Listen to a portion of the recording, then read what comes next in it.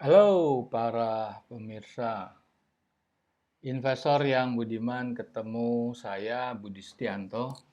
Saya mengadakan seminar investasi saham khusus untuk value investor.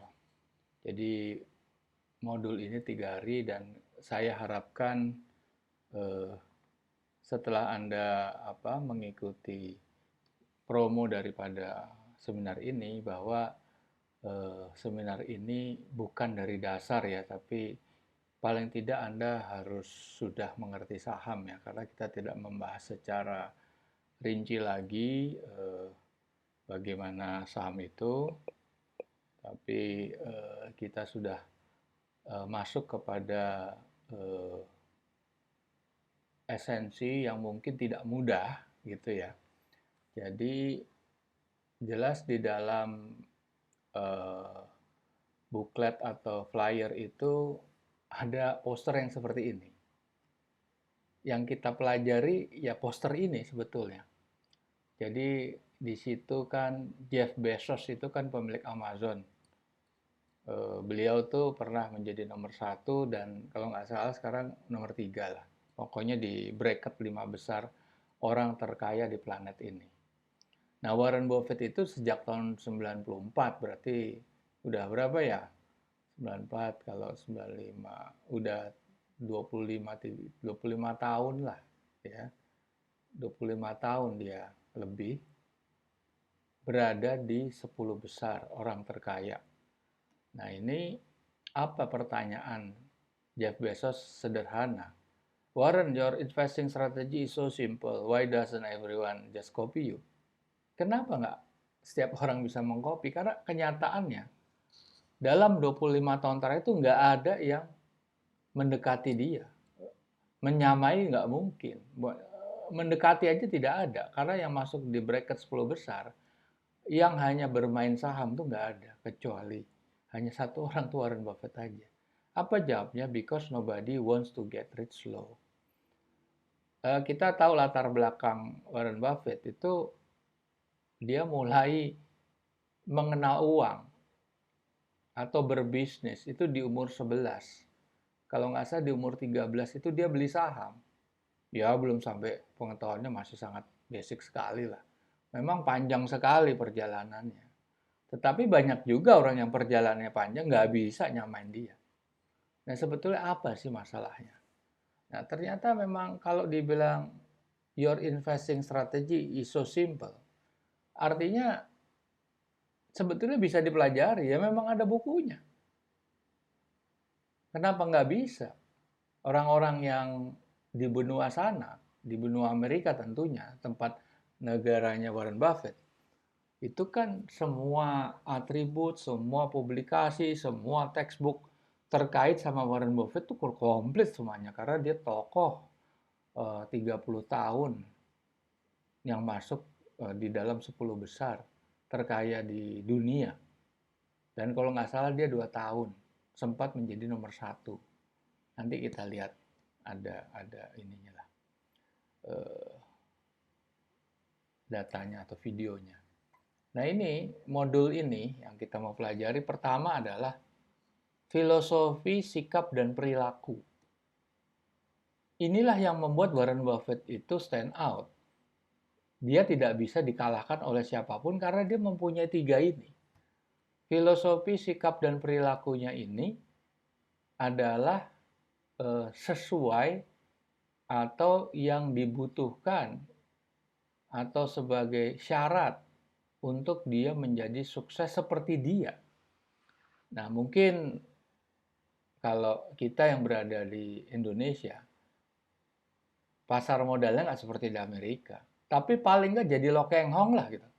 Lo Keng Hong juga mulai di umur, lupa saya, umur 40 atau umur lebih dari 40 karena dia sempat kerja dulu ya di perusahaan, di bank kalau nggak salah. Habis itu dia main-main saham. Tapi itu pun kekayaannya jauh, jauh sekali lah sama Warren Buffett. Nah itu paling tidak kita bisa nggak kita menyamai Warren Buffett. Kalau ada para peserta yang umurnya masih di bawah 30 atau bahkan di bawah 25 tahun, ini kalian-kalian yang ikut seminar ini punya kesempatan mengejar itu. Paling tidak harus lebih hebat dari Lo Keng Hong. Lo Keng Hong mulai umur 40-an kok. Harus bisa. Karena materinya ada semua. Yang susah dipelajari itu yang pelajaran nomor 1. Filosofi, sikap, dan perilaku. Yang kedua, strategi investasi. Kalau Anda tidak punya pengetahuan teknis, nggak bisa tetap. Anda harus punya pengetahuan teknis. Seperti Warren Buffett. Dan hari ketiga ada studi kasus saham-saham yang ada di Bursa Efek Indonesia. Yang saya ingin sampaikan di sini adalah, kalau bahasanya seperti ini, because nobody wants to get rich slow, jangan Anda expect mencari rekomendasi di seminar ini. Jangan Anda expect Anda bisa cepat kaya. Kalau di saham tuh cepat kaya dan cepat bangkrut. Jujur aja, apalagi di Bursa Efek Indonesia. Itu orang-orang tuh jadi permainan bandar. Sophisticated investor namanya. Nah, itu Anda hanya korban. Anda dikasih fur. Anda pasti korban. Jadi statistik pengguna pemain saham itu nanti ada. Nah, ini berikutnya saya mau ini aja buka videonya ya. Ini video ini tentang Warren Buffett. Ini sebetulnya bukan, ini tentang ini orang terkaya ya kalau nggak salah ya. Nah, ini saya masuk dulu ke sini ya.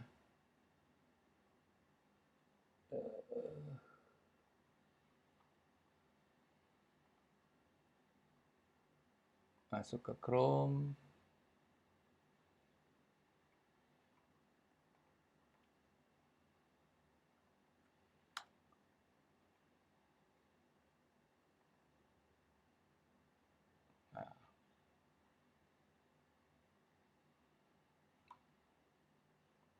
Lagi running ya.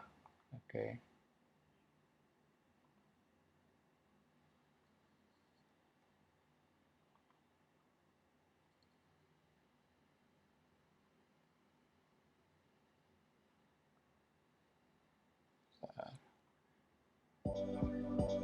Ya.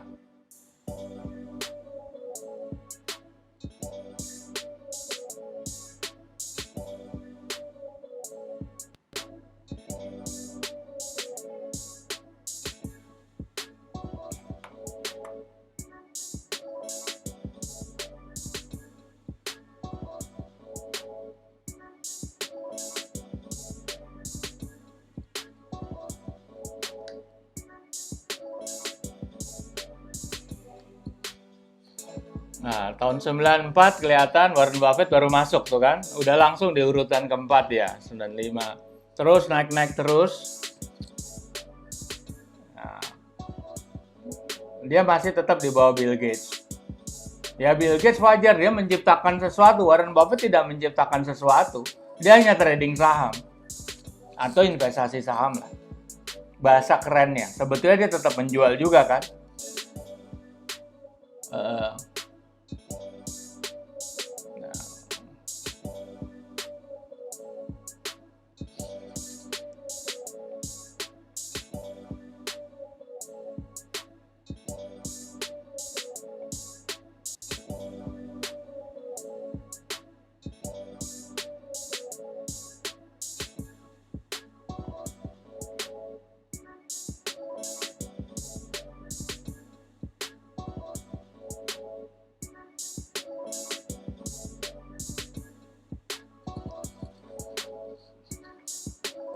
Mungkin scene-nya kurang bagus ya, tapi disitulah. Oke, kita skip aja masuk ke ini kita.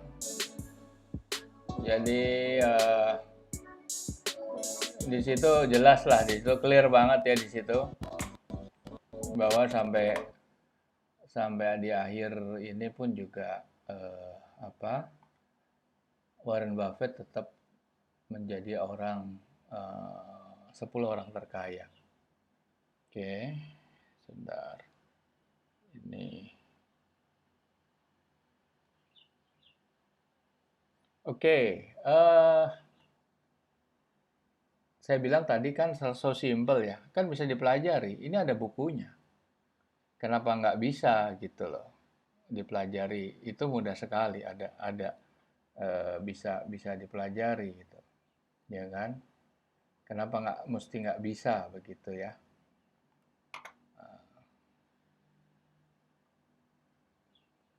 Sebentar, ini saya quit dulu ya. Saya mau ambil ini dulu, oke. Ya,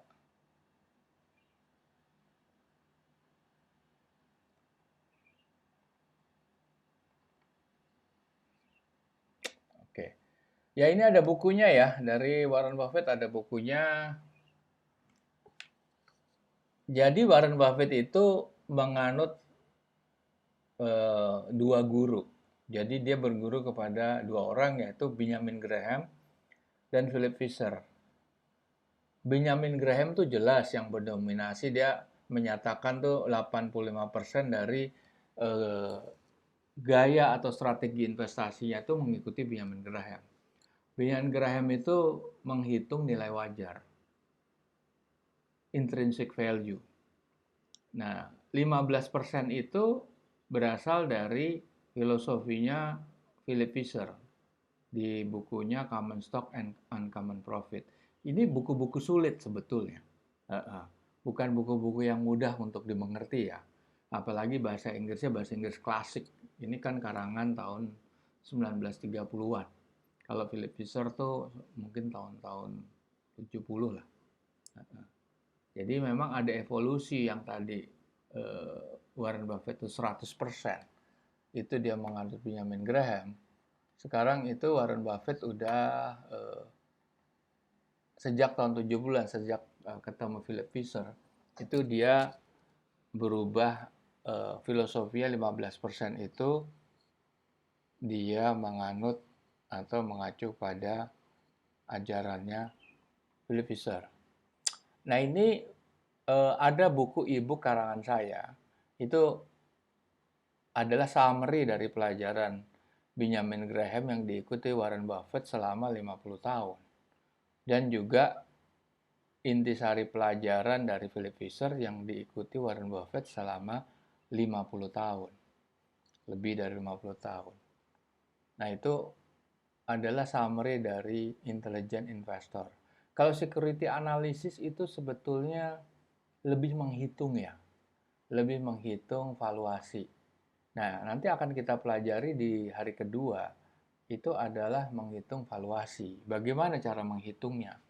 Nah, kalau Philip Fisher itu saya bilang tadi itu adalah banyak analisa kualitatif. Nah, oke, di sini Anda bisa dapat free, tapi hanya milih satu. Kalau beli, saya lupa harganya, ada di listnya lah. Anda bisa masuk ke website kami, Anda bisa beli, Anda bayar cash, dan lain sebagainya. Oke, jadi intinya di sini, di hari pertama, kita akan membicarakan lebih daripada sifat, karakter, dan perilaku, temperamen, dan sebagainya. Nah, itu tentunya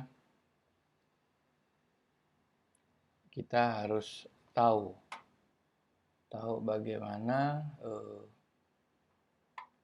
Benjamin Graham itu Warren Buffett itu bisa sukses karena apa? Oke, berikut kita tadi saya udah buka blog ya, ada screen satu adalah kita lihat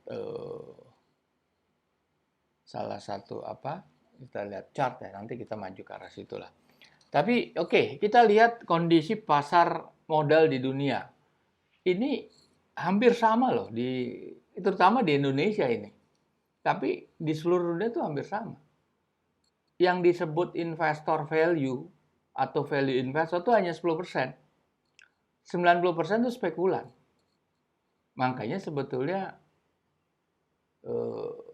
berinvestasi di pasar modal itu 90% itu spekulatif atau gambling atau bahkan perjudian. Itu real gitu. Jadi kalau ada eh, pendapat para ulama ini judi, bisa jadi itu judi. Nah persoalannya itu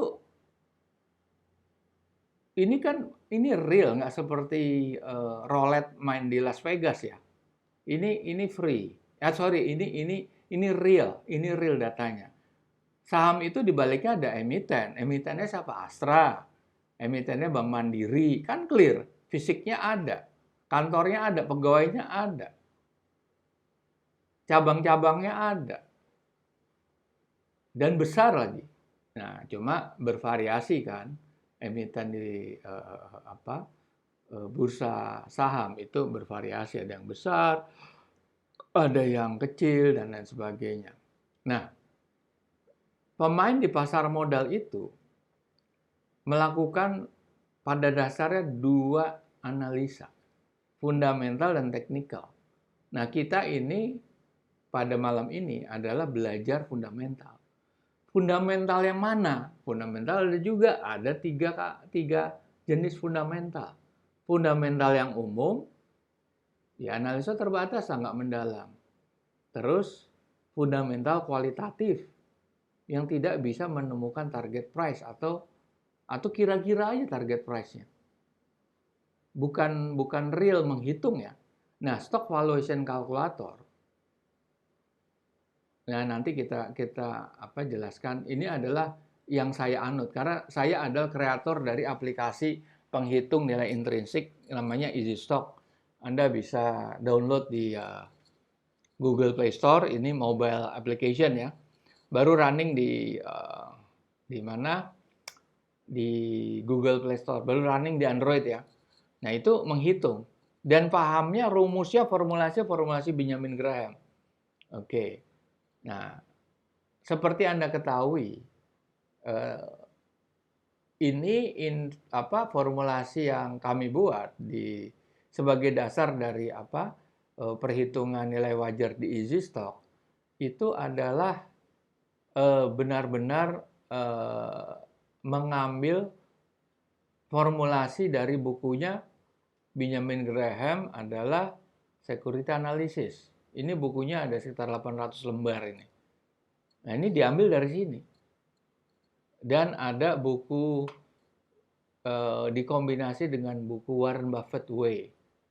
Nah, itu ada dan itu berasal dari situ. Jadi karena kelas ini betul-betul Anda mau jadi value investor seperti Warren Buffett atau tidak kan begitu.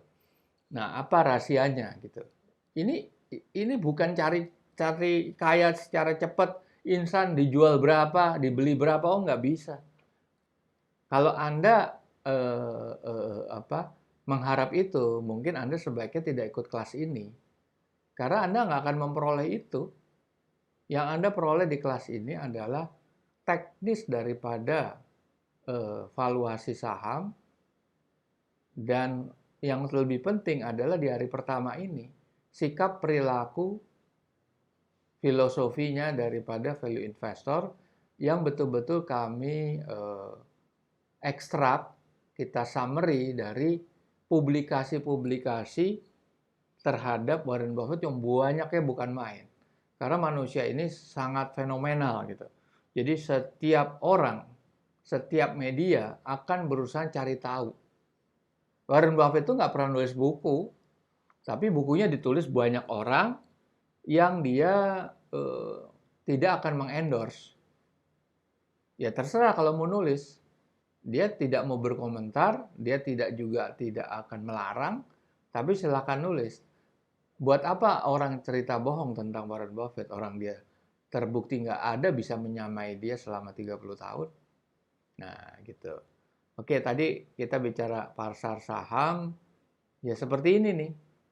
Nah, yang populer itu adalah technical. Technical tuh, nih ini kalau lihat di screen kecil itu adalah analisa grafik. Grafiknya seperti apa? Nah, grafik itu ada yang disebut support, resistance, Nah, kalau di perhitungan nilai wajar juga ada tertinggi dan terendah. Nah, sama, cuma eh, secara logika aja. Saham itu dibaliknya suatu perusahaan. Dan perusahaan itu betul-betul berkembang, tumbuh, dan berkembang. Ada operasionalnya, ada produk dan jasa yang dijual, dan sudah berdiri sejak puluhan tahun. Nah, itu jelas-jelas bahwa di sini eh,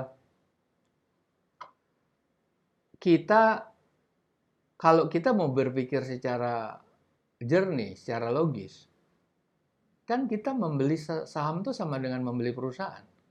Kita bukan membeli grafik. Grafik ini kan hanya pergerakan harga. Ya orang bisa bilang, wah enggak, kita buktinya kita terbukti, kita kaya, kita cuan luar biasa dari main grafik saham gitu. Ya silahkan aja, tapi you are not belong to this class. Gitu aja. Karena itu kita nggak belajar ini. Seperti di sini aja udah. Because nobody wants to get rich slow. Nah, oke, ya. Sekarang kita lihat pasar domestik.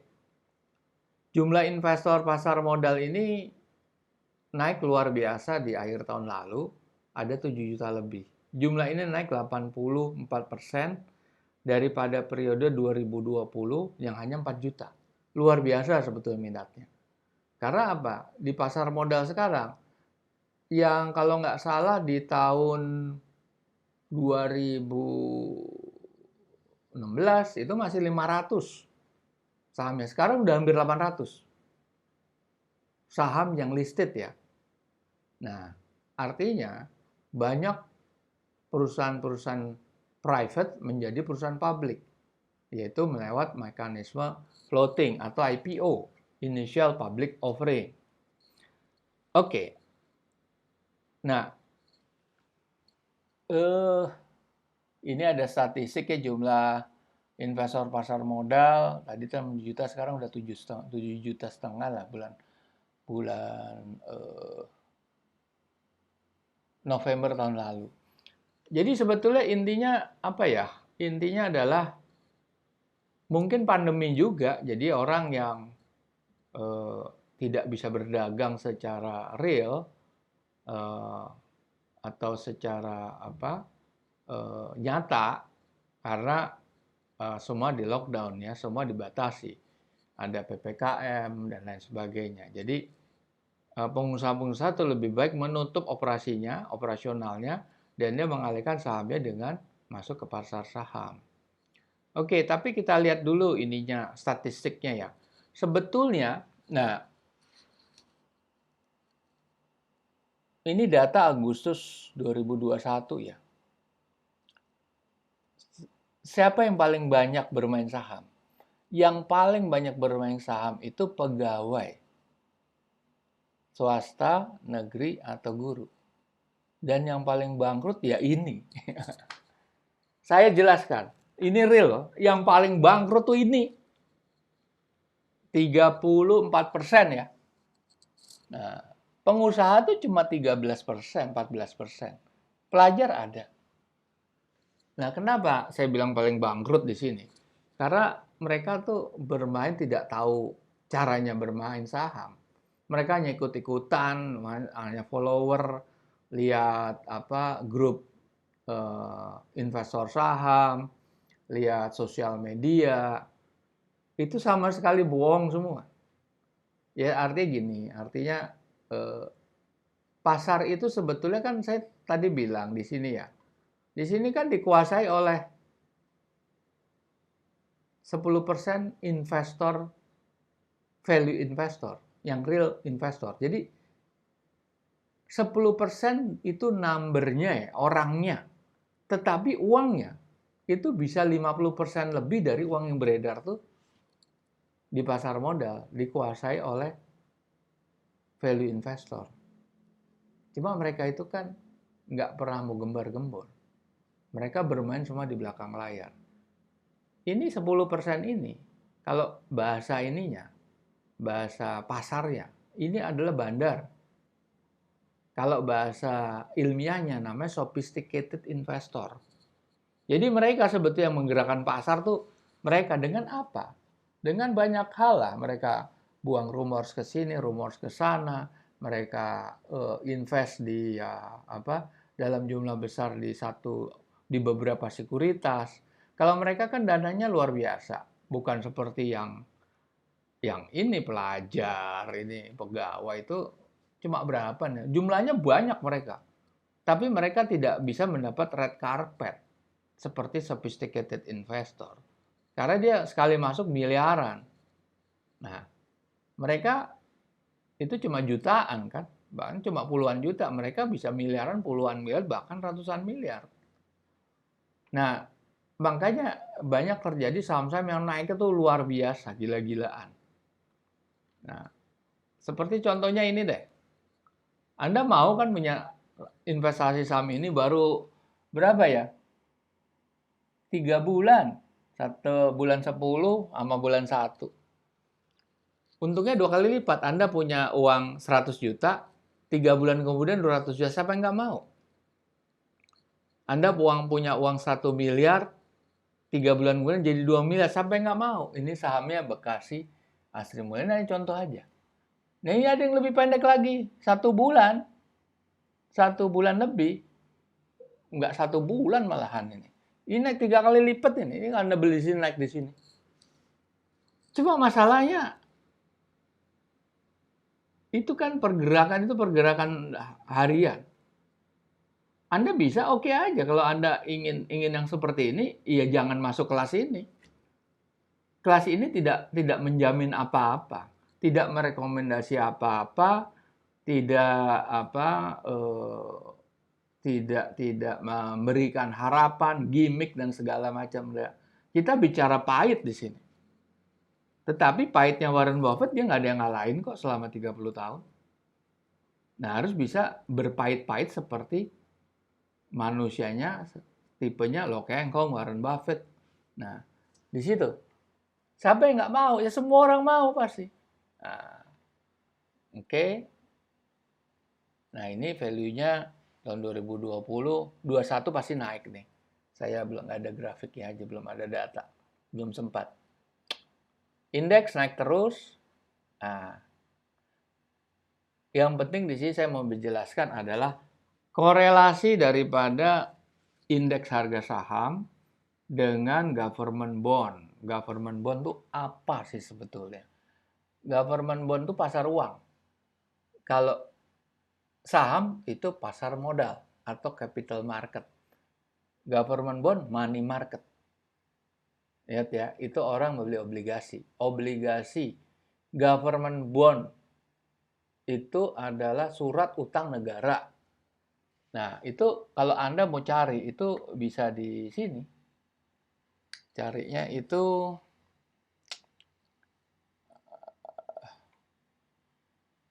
bisa di sini lah. Nah, carinya di sini. Nah, ini ada data Bloomberg ya. Anda bisa lihat di situ, Anda cari data tentang Indonesia. Oke. Nah, Indonesia berapa? Oke. Indonesia. Oke, Indonesia.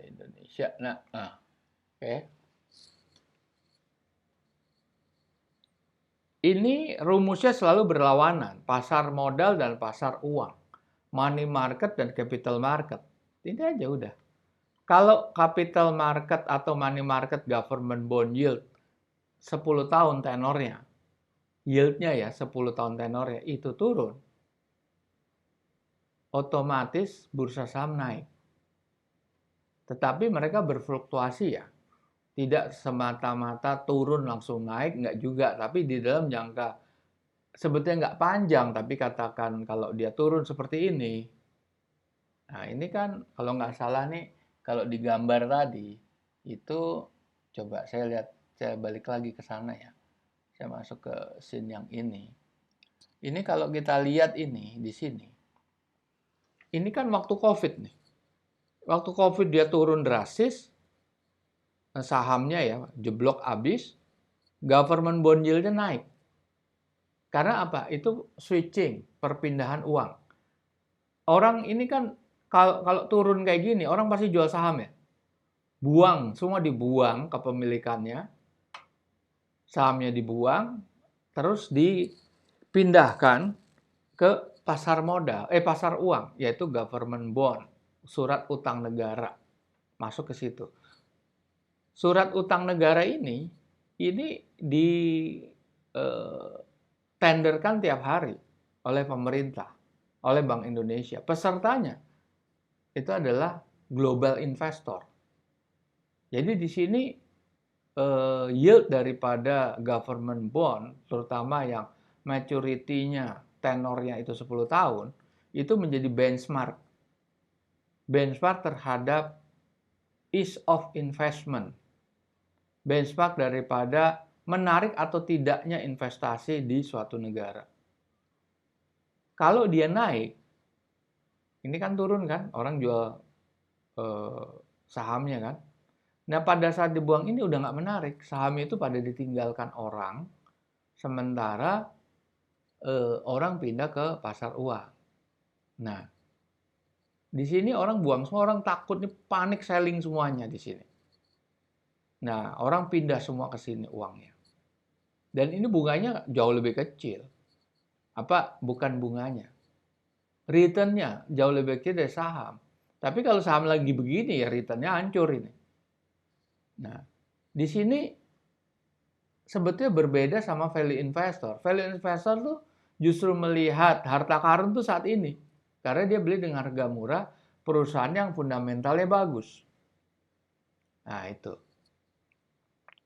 Nah, akhirnya dia kan rebound kan. Begitu rebound dia turun. Jadi korelasinya jelas di sini. Bisa aja Anda mengamati ini. Tapi dia kan bergeraknya bersamaan loh, nggak serial. Artinya saham turun dulu, baru bondnya bergerak. Atau sebaliknya, sahamnya naik dulu, bondnya bergerak turun. Sahamnya turun, bondnya bergerak naik. Nggak seperti itu. Mereka jalannya bareng. Jadi kalau diamati pasti udah terlambat juga. Tapi paling tidak gini, kalau value investor kan nggak tergantung dari pergerakan harga. Mereka itu sangat yakin dengan prinsip mereka. Yang mereka cari adalah harga-harga diskon. Kalau ini orang buang saham semua, harganya diskon semua. Murah semua. Dan itu saatnya mereka masuk. Makanya value investor itu mereka punya filosofi, karakter, emosional, dan perilaku yang itu berlawanan dengan pasar. Mereka nggak punya mobil Ferrari, Lamborghini, nggak punya. Padahal harganya bisa sebesar daripada APBN Indonesia. Gaya hidupnya sama sekali beda. Tapi mereka terbukti. Ini kan pembuktian. Ini bukan omong kosong. Pembuktian. Seluruh dunia tahu siapa Warren Buffett. Makanya kita nanti akan membahas seperti apa. Nah, ini kan ya government bond ya, saya tunjukkan gitu. Kita lihat indikator ekonomi.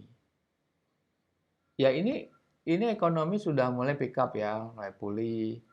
Terus yang bisa distabilkan itu nilai tukar, cadangan devisanya tuh naik, terus depresiasi terhadap rupiah, kestabilan dari nilai tukar ya itu ya.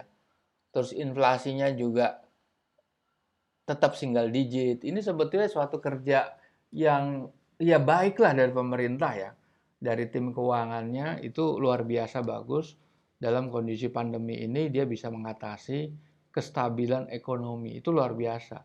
Negara lain selain Venezuela, wah beras bisa 1 miliar di situ.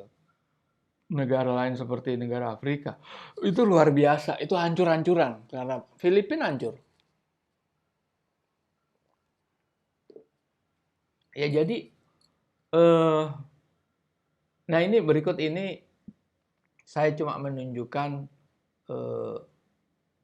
salah satu faktor-faktor lain yang men-trigger kenaikan daripada indeks harga saham adalah komoditas utama Indonesia. Apa itu? Batu bara, minyak bumi, sama CPO, crude palm oil. dan ada nikel. Nikel sekarang lagi boleh dibilang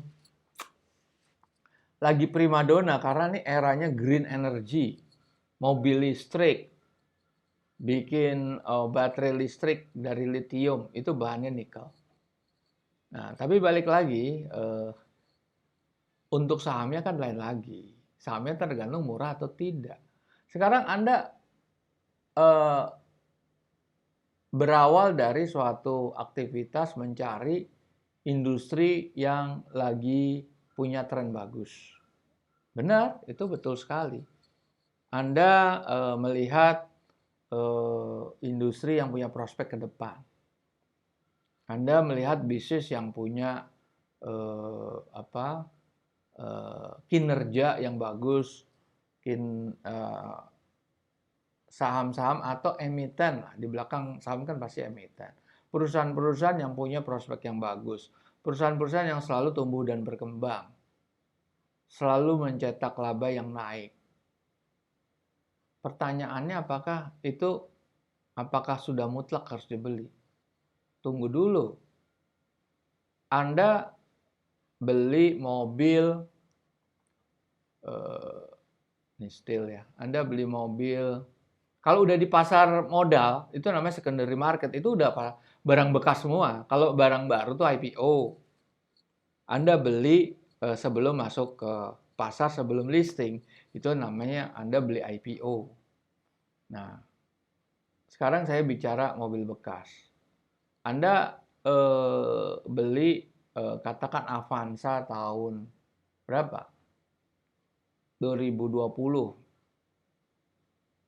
Harganya saya nggak hafal ya. Taruhlah harganya berapa? 120 juta kah? Harga pasar ya. Nah, harga pasar itu kan relatif, tergantung barang. Barangnya apa yang Anda lihat? Mesinnya masih bagus, kilometernya rendah, catnya masih mulus, nggak ada bekas tabrakan, perawatannya, servis rekornya bagus, dan lain sebagainya. Kalau Anda beli, ini Avanza kan termasuk yang katakan bandel, perawatannya low maintenance, spare partnya di mana-mana dan nggak sulit, low maintenance.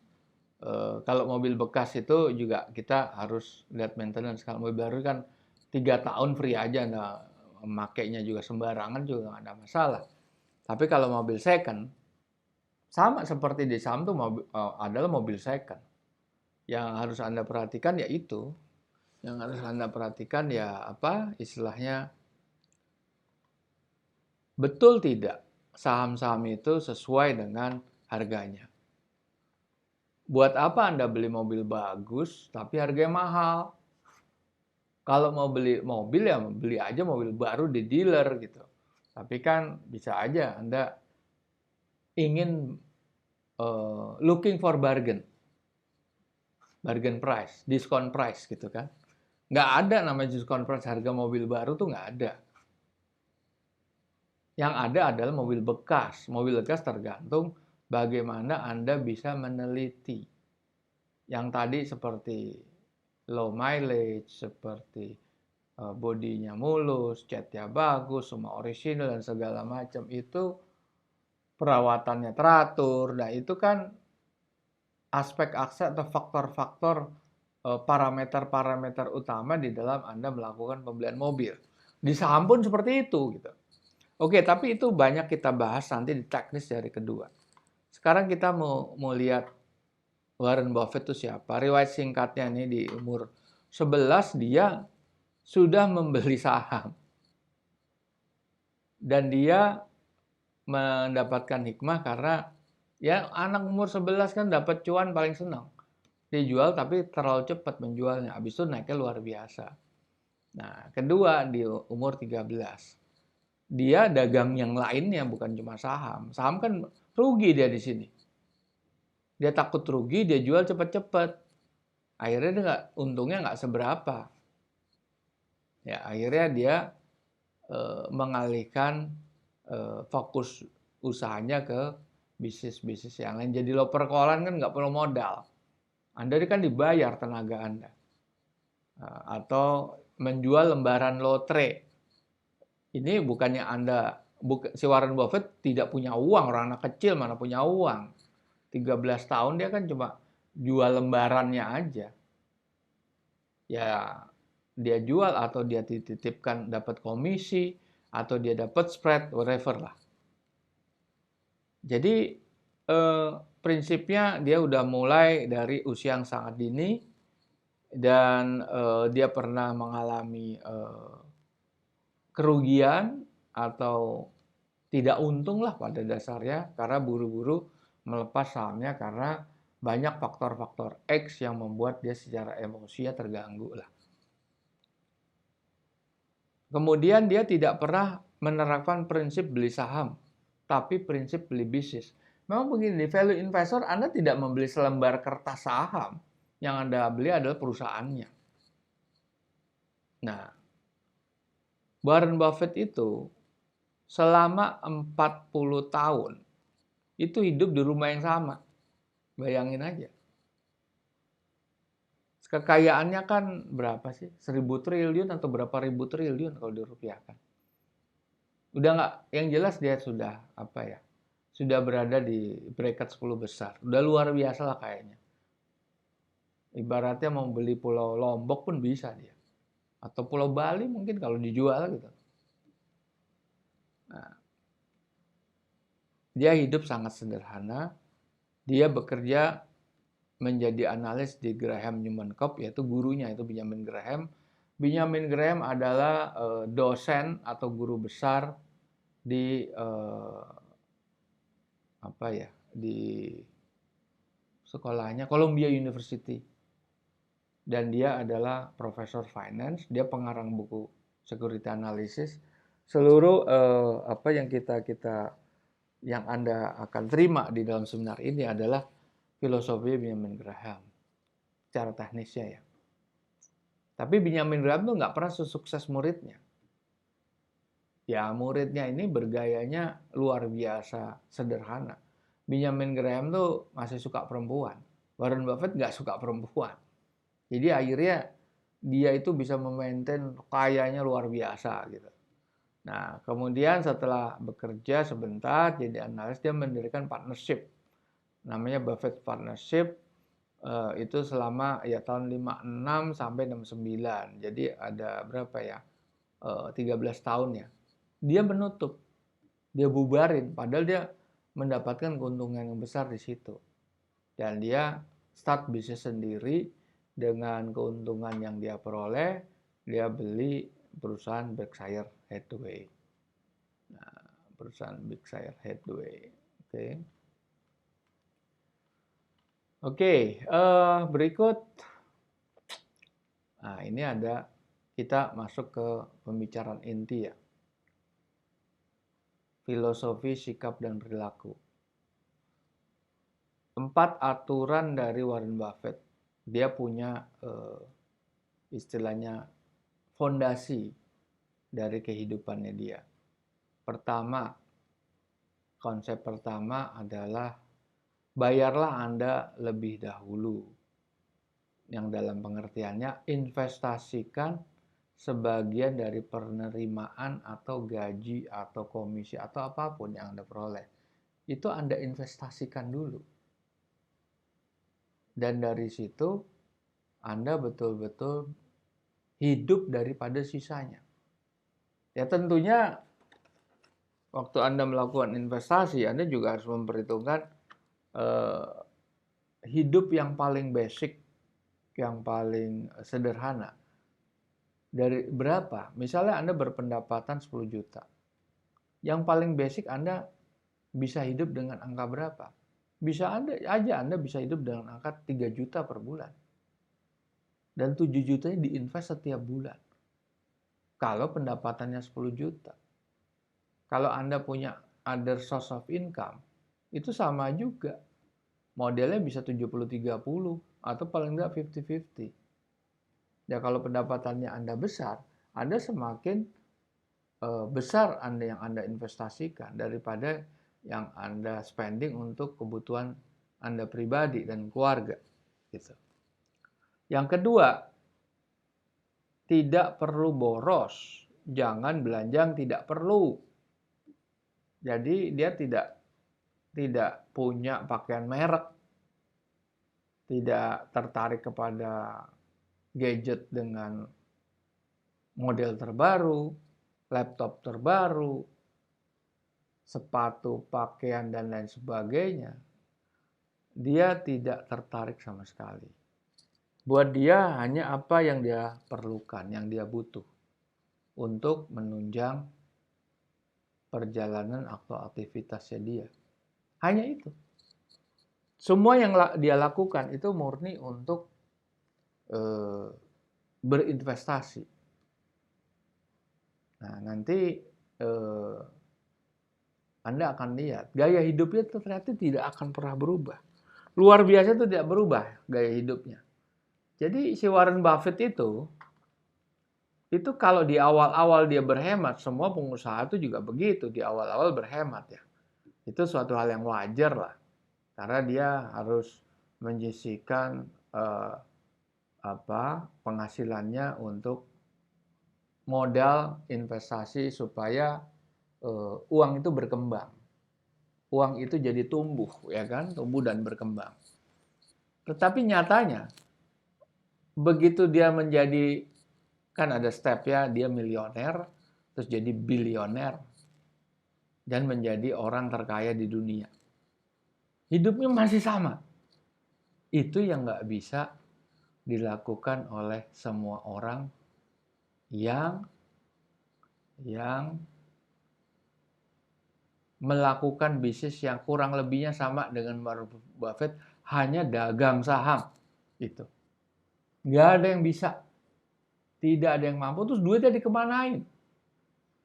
Nah, nanti ada cerita lagi. Ini saya cerita sedikit bahwa duitnya itu disumbangkan atau diberikan kepada badan sosial. Sebagian. Sebagiannya itu luar biasa. Triliun sebagian itu. Anaknya tidak dapat. Anaknya sudah memiliki alokasi warisan. Tapi bukan saham-saham yang ada di perusahaannya Warren Buffett, Berkshire Hathaway itu. Nggak ada itu. Anaknya nggak kebagian. Dan anaknya juga nggak bisa niru bapaknya. Dan tidak pantas untuk duduk di eksekutif. Tidak bisa, tidak punya kemampuan. Kenapa nggak bisa belajar? Kan tadi si Jeff Bezos bilang, why doesn't everyone just copy you? Nggak bisa. Mau copy bisa sebetulnya. Bukunya banyak, referensinya banyak, gampang sebetulnya kalau mau copy. Tetapi ternyata tidak semudah itu. Karena itu terkait sama mental, emosional, sikap, perilaku. Nggak ada yang bisa niru akhirnya. Akhirnya kunci daripada kesuksesannya beliau adalah filosofi, sikap, perilaku. Sikapnya itu termasuk tingkat emosionalnya dia, prinsip dia, keyakinannya dia, dan tujuan hidupnya dia. Tujuannya ya nanti kita buka lah. Apakah melulu jadi kaya? Kalau melulu jadi kaya dia nikmati hidup aja. Enggak, dia enggak pakai mobil Ferrari. Kayak Raja Arab tuh beli mobil 100 biji. Warren Buffett di usia yang sekarang mungkin udah pakai supir karena udah umur 90. Di usia 70 nyetir sendiri dia. Hidup di kampung lagi. Bukan di kota. Tapi dia orang terkaya di dunia saat itu. Sampai sekarang pun. Paling tidak di 5 besar. Warren Buffett tuh kayaknya nggak pernah turun dari 5 besar. Tadi di video tadi ya. Oke, kemudian hati-hati berutang. Jika Anda membeli barang-barang yang tidak Anda butuhkan, Anda segera menjual barang-barang yang Anda butuhkan. Karena Anda akan terlibat dengan hutang piutang. Dengan hutang piutang, Anda membeli barang-barang yang tidak Anda butuhkan. begitu when it comes due, Anda harus bayar, Anda nggak punya uang, Anda kan akan menjual barang-barang yang Anda butuhkan. Karena barang-barang yang Anda butuhkan itu cepat lakunya. Mobil kah, handphone kah, laptop kah, gitu. Rumah kah, segala macam. Jadi situlah. Jadi, nah ini ada 4 nih. Jangan berinvestasi dengan uang pinjaman. Setiap investasi memiliki resiko modal. Investasi adalah suatu bentuk perjudian, tetapi kenapa dia bisa kaya? Perjudian itu kan ibaratnya bukan 50-50 itu. Mungkin zero sum game, yang menang bandar terus. Yang punya kan bandarnya. Bandar judi, bandar togel itu yang menang. Nggak ada ceritanya yang menang itu pemain. Nggak mungkin bandar judi akan buka tempat lapak judi, nggak mungkin. Nggak mungkin Las Vegas itu tetap rame kalau bandarnya kalah terus. Bandar selalu menang. Nah, ini dari 4 ini. Kalau dari Anda banyak yang beragama Islam, kaum muslim, ini kan pelajarannya agama Islam. Pelajaran basic dari kaum muslim tidak boleh riba. Dan Anda harus yakin. Anda tidak boros ini, tidak perlu ini, Anda yakin pada diri Anda sendiri. Anda nggak perlu menonjolkan mobil Ferrari, mobil apa. Warren Buffett ya. Tidak perlu. The name speaks by himself. Namanya sendiri itu udah tahu siapa dia gitu. Karena dia sudah bisa meraih kesuksesan yang luar biasa. Tapi ini kan prinsip dari awal dan tidak akan berubah. Tidak pernah berubah sampai dia umur 90 tahun. Mau mati pun dia tidak menikmati. Dia sudah bisa menikmati kehidupan tanpa harus dilengkapi dengan barang-barang yang tidak dia butuhkan. Dia butuh mobil, iya. Mobilnya Cadillac, mobil Amerika. Dia tidak beli mobil Ferrari, Rolls Royce, Mercedes-Benz, BMW, nggak ada itu. Maserati, nggak ada itu. Dia nggak punya mobil itu. Dia nggak punya sport car. Mobilnya yang hanya dibutuhkan, mungkin mobilnya cuma 2, paling banyak 3 kali. Betul-betul nggak bisa ditiru. Tetapi balik lagi, Anda pasti ingin menjadi orang seperti dia, paling nggak seperti Lo Keng Hong. Paling tidak. Kenapa bisa sampai kaya raya sekali? Lo Keng Hong juga kaya raya, sampai triliun kok dia. Nobody. They are all coming from nobody. From scratch. From zero to hero. Warren Buffett bukan orang keluarga kaya, bukan, sama sekali bukan. Jadi disinilah yang Anda bisa, kalau Anda ingin menjadi sukses seperti, nggak usah seperti kayak Lo Keng Hong aja dah. Anda harus bisa menjalankan prinsip ini dan tidak berubah sampai kapanpun. Terutama Anda yang ikut seminar ini, umur Anda masih di level 20-an. Anda bisa, pasti bisa. Saya pun belum tentu bisa. Saya jelas sudah berumur. Saya juga berusaha untuk menjalani sikap itu. Saya kan tahu teorinya. Saya juga praktek, saya juga investasi saham. Tapi apakah mentalitas saya seperti dia? Jauh. Ya dia sudah terasa dari umur 13 tahun. Saya baru mulai ya kira-kira berapa? 10 tahun yang lalu. Belum, jauh lah. Sama Lo Keng Hong jauhnya bukan main. Apalagi sama Warren Buffett. Tapi anyway, kita sharing di sini. Saya sampaikan apa rahasianya. Rahasianya tuh ini. Ada 4 dan kita lihat lagi. Kita kupas lagi. Nah ini efek Benjamin Graham. Warren Buffett itu merupakan murid terbaik dari Benjamin Graham, gaya investasi 80%. mengikuti dia dan sisanya Philip Fisher. Apa efek Benjamin Graham? Memberi saham bagus dengan harga diskon. Sahamnya mesti bagus dulu secara fundamental ya. Tadi saya bilang, sahamnya harus dalam industri yang lagi trennya naik, lagi dibutuhkan. Saham itu harus punya kinerja keuangan yang tumbuh dan berkembang, tapi dijual dengan harga diskon. Mana bisa? Bapak, Ibu, kalau sudah di pasar bekas, pasar second, itu harga tidak ada patokan. Harga mobil itu juga nggak patokan. Harga mobil. Ada mobil baru yang bisa lebih murah. Kalau udah keluar model baru, model lamanya pasti ngedrop. Dan itu udah harga diskon. Tapi diskonnya tetap ada perhitungan-perhitungan yang secara ilmiah ya. Kalau di pasar saham tuh kadang-kadang nggak ada ilmiahnya. Hanya emosional belaka, orang ketakutan, panic selling, jual saham, seberapa kenanya. Orang nawar serendahnya dijual juga. Makanya di pasar saham dikenal istilah dua tipe manusia, yaitu fear and greed.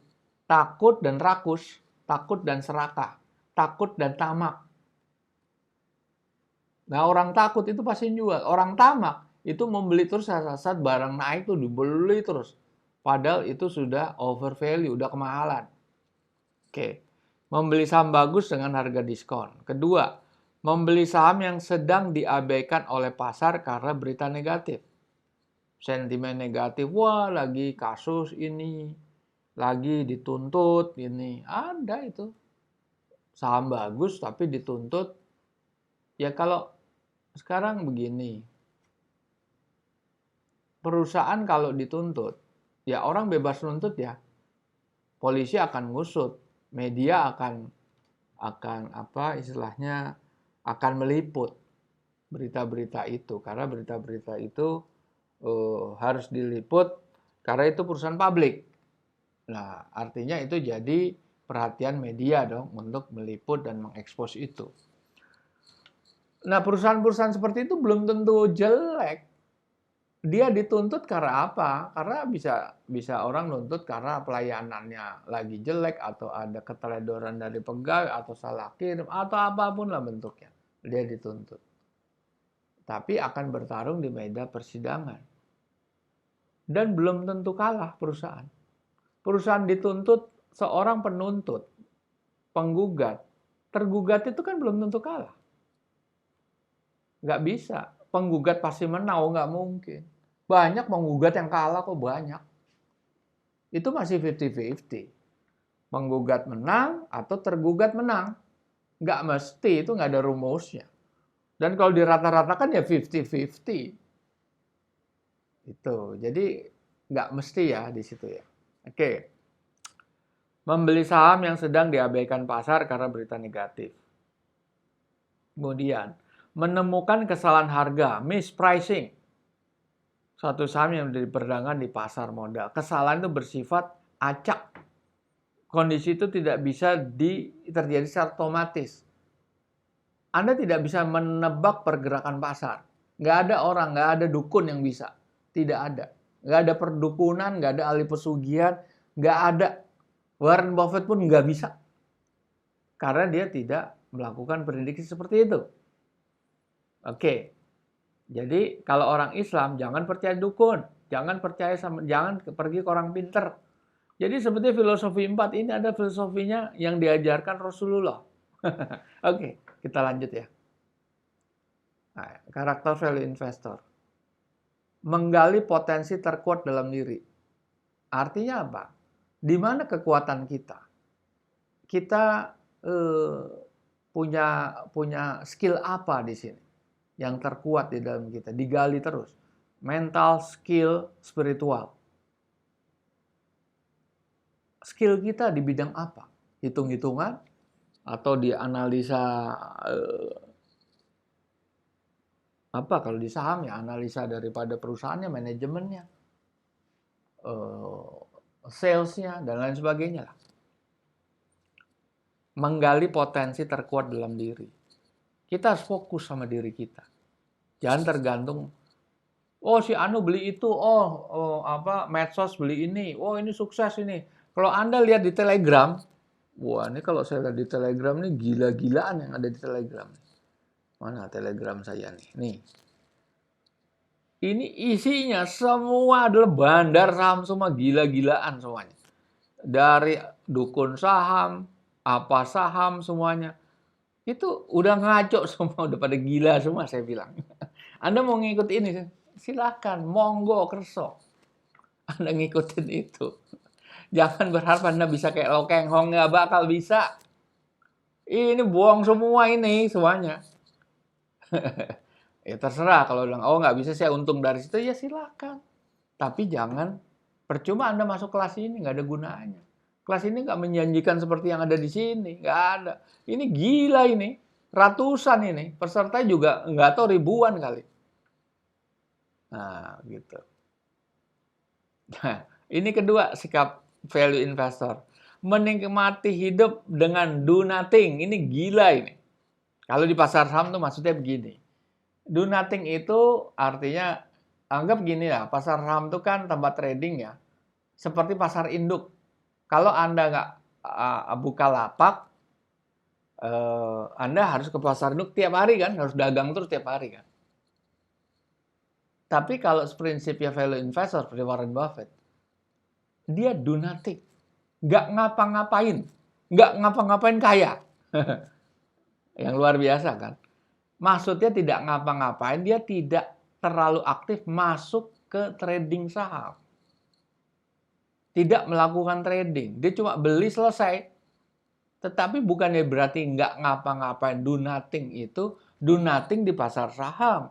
Tapi do a lot of thing di luar pasar saham. Apa yang dilakukannya? Dia kan analisa, membaca, menganalisa, semua. Luar biasa. Kekuatan bacanya, reading power-nya luar biasa dia. Boleh dibilang sulit ngalahin dia. Semua buku di lahap, terutama buku-buku tentang investasi dan buku-buku tentang self-improvement. Oke. Terus ketiga, menunggu saat yang tepat. Sabar menunggu. Sabar itu pekerjaan apa? Membosankan. Sama do nothing. Kita kan mau aktif. Trading dapat untung gitu. Dia nggak pernah ada kayak gitu. Anda boleh trading segala macam. Kita buktikan aja. Apakah performanya bisa sama Lo Keng Hong? Lo Keng Hong nahan barang tuh lama banget. Karena dia mengacu prinsipnya Warren Buffett. Oke. Menunggu adalah pekerjaan yang paling membosankan di dunia. Tapi Warren Buffett senang dia menunggu. Karena dia do a lot of things. Itu yang penting. Do a lot of things. Dia nggak ngeliat screen, orang nggak punya screen dia. Katanya nggak punya screen. Ama mungkin sampai sekarang nggak punya screen dia. Di tempat kerja dia, di kamar kerja tuh nggak ada monitor pergerakan saham. Nggak ada. Luar biasa. Dia hidup di kampung lagi. Bukan di Wall Street, bukan di Jakarta. Dia hidup di Kebumen gitu. Luar biasa kan. Berikut, menempatkan diri sebagai co-investor dari real owner. Misalnya, dia beli saham Astra. Kalau Lo Keng Hong beli saham Bimantara, dia punya saham 10% di situ. Nilainya Bimantara sekian ratus triliun. Dan dia punya 10%-nya. Paling nggak dia punya 1 triliun kan. Atau yang jelas 5% lebih lah. Bisa kita lihat lah di bursa itu. Berapa kepemilikan dia di Bimantara. Kepemilikan dia di mana tuh Petrosi. Kepemilikan dia di Indika Energy. Kepemilikan dia yang kecil-kecil lah, yang nggak kelihatan. Kalau nggak 5% kan nggak terekspos. Itu dia. Kalau mau lihat Lo Keng Hong, lihat aja. Periksa lah di bursa. Saham-sahamnya dia 5% nggak? Kalau 5% itu udah pasti terpublish. Oke, menempatkan diri sebagai co-investor. Kemudian fokus pada capital allocation sebagai tugas utama. Yang disebut capital allocation adalah keuntungan itu direinvestasikan. Dan ini pekerjaan yang hanya dia yang bisa lakukan, tidak pernah didelegasikan kepada siapapun. Dia hanya mendelegasikan kalau eksekusi. Beli sekian juta lot. Nah, transfer 2 hari lagi. Jual sekian juta lot. Dapat uangnya. Beli sekian juta lot. Nah, kan Warren Buffett begitu. Lah Koeng Hong juga begitu. Dia kan nggak punya pegawai, punya supir. Nggak punya bagian administrasi kali Lo Keng Hong. Hidupnya sangat-sangat berhemat. Luar biasa. Makanya susah ditiru kan akhirnya kan. Makanya kalau Anda yang datang ke seminar ini, kalau Anda ingin seperti Lo Keng Hong paling tidak, atau Anda yang masih muda punya mimpi seperti Warren Buffett, Anda harus pahamin ini sifat perilakunya, karakter. Kalau Anda tidak bisa melakukan ini, jangan berharap Anda sepintar apapun Anda, sekerja keras apapun Anda tidak akan pernah bisa. Emang Warren Buffett orang terpintar di dunia? Enggak. Sama Bill Gates juga kalah pintarnya. Dia nggak bisa menciptakan apa-apa kok. Bill Gates menciptakan software yang memonopoli dunia. Dia tidak seperti Elon Musk kok, yang menciptakan mobil listrik fenomenal, bisa pergi ke Mars dengan roketnya dan segala macam. Dia bukan Mark Zuckerberg yang bisa menciptakan Facebook, Instagram, dan lain sebagainya, yang memiliki WhatsApp. Nggak ada itu bisa. Warren Buffett tuh nggak sepintar mereka-mereka itu. Tapi kenapa dia bisa bertengger di situ? Inilah karakter, sikap, perilaku. Oke. Dia fokus kepada capital allocation. Ini yang terpenting banget. Dia nggak mau miss sedikit pun di sini. Karena dia sudah mengalami jam terbang yang panjang banget.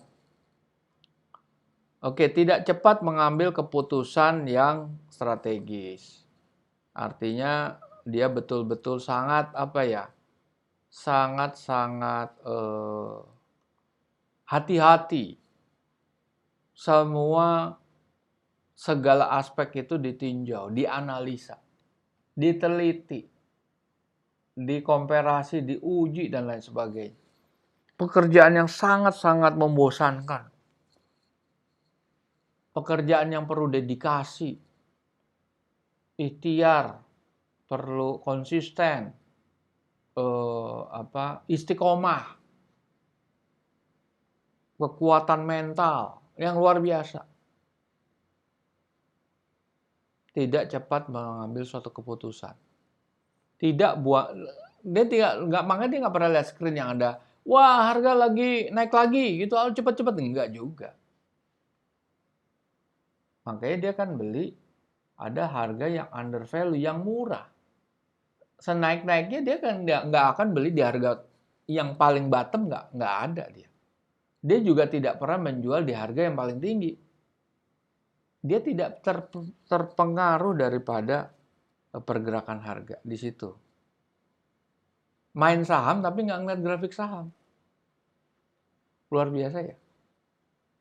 Makanya susah nandingin dia. Sebetulnya kalau ilmu bisa dijaga. Jeff Bezos bilang, why doesn't everyone just copy you? That's it. Dia mengcopy Benjamin Graham. Benjamin Graham bukunya ada, gratis ada kok. Baca aja e-book gratis Anda download, Security Analysis. Baca tuh buku 700 halaman. Pelan-pelan baca, paham nanti kok. Tapi tetap aja nggak bisa melakukan seperti Warren Buffett. Ya bukti yang nggak ada. Security Analysis bukunya bahasa Inggris, ya orang sana lebih pintar kan daripada kita kan. Tetap aja nggak bisa. Banyak orang pintar, jenius-jenius, lulusan Harvard, lulusan Stanford, lulusan MIT, tetap aja nggak ada yang bisa.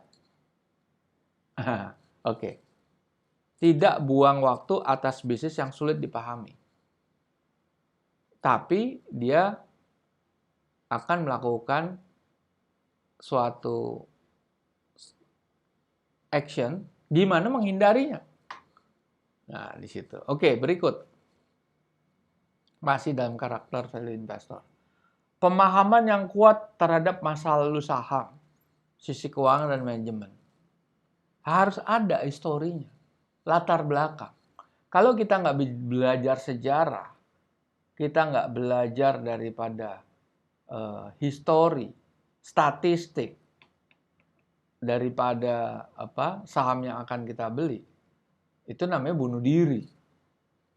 Karena dari statistik kita melihat profilnya growing atau hanya cyclical, kadang naik kadang turun, tidak stabil.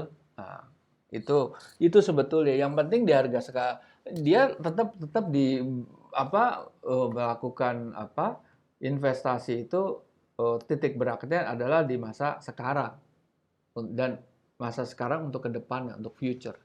Itu sebetulnya yang ditekuni sama dia. Kemudian, yakin pada prinsip yang tidak ada jangka waktu berlakunya. Nggak ada prinsip yang berubah tuh nggak ada.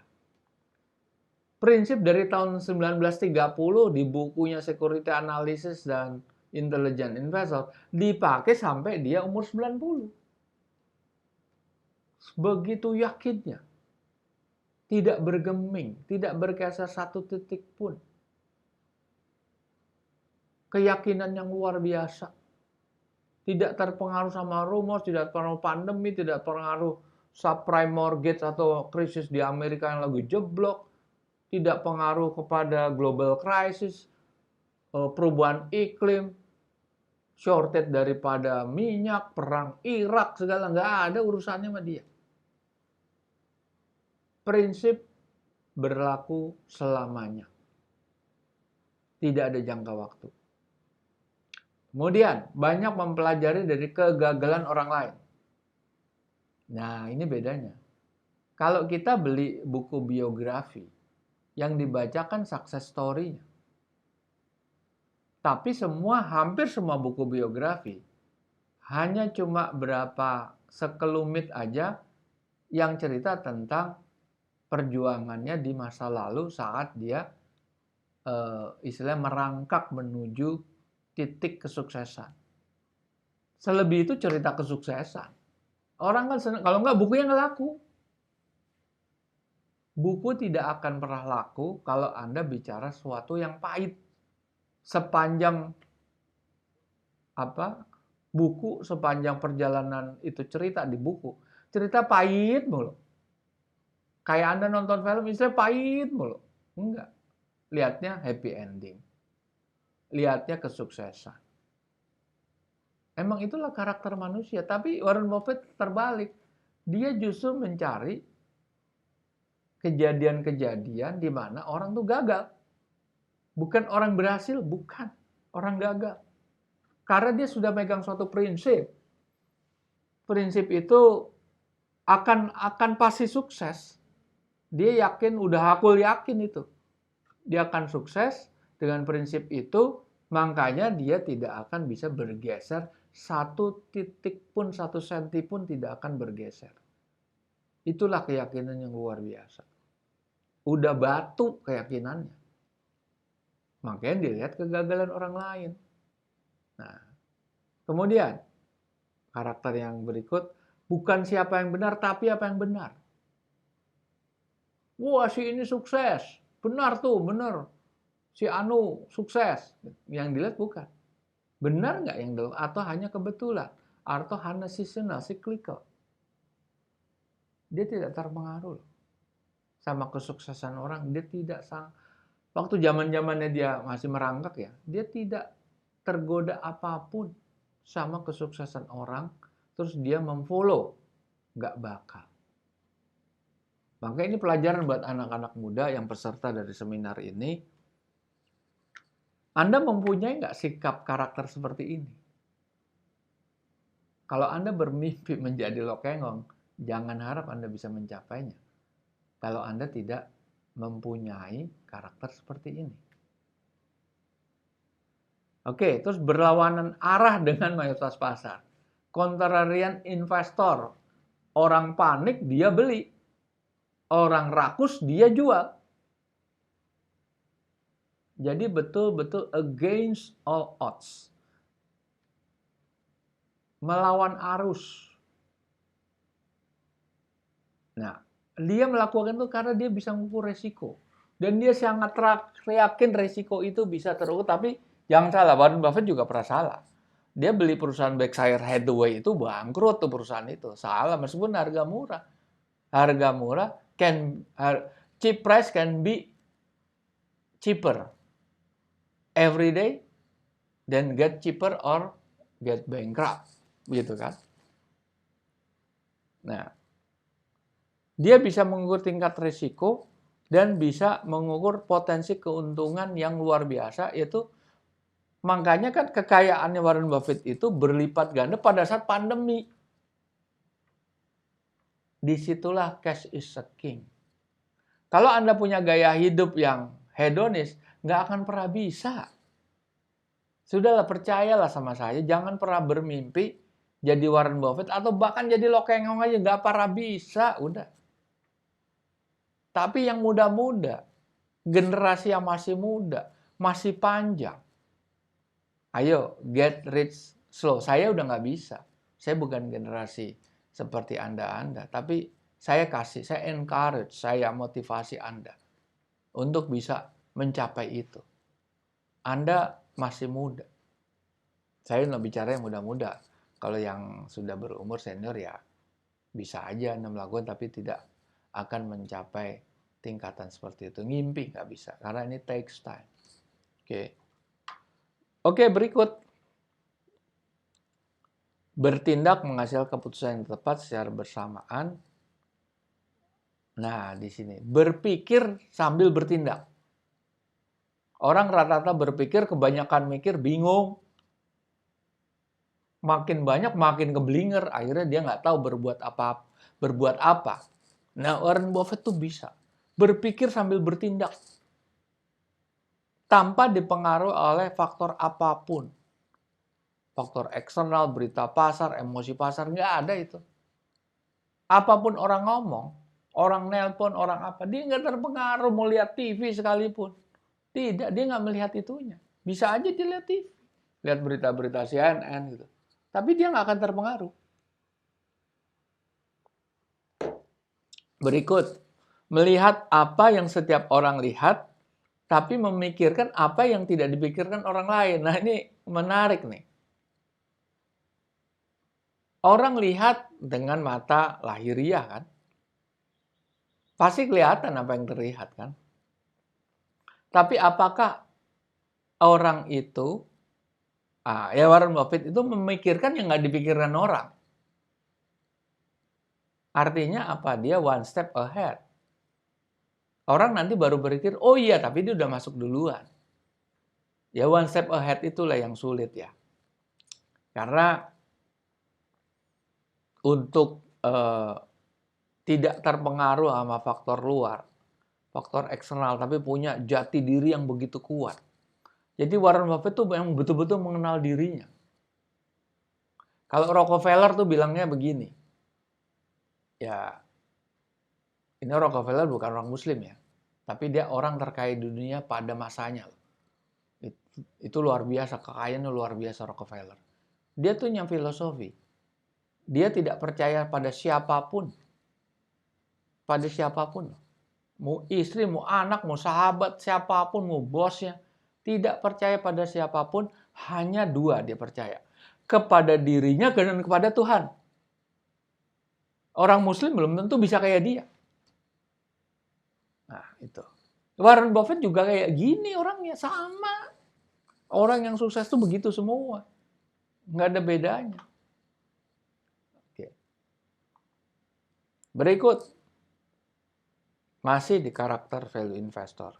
Hanya menerima risiko di mana Anda mampu secara tepat mengevaluasinya dan membatasi apa yang Anda jaminkan, apa yang Anda korbankan. Setiap Anda melakukan aktivitas apapun, tetap ada yang Anda korbankan.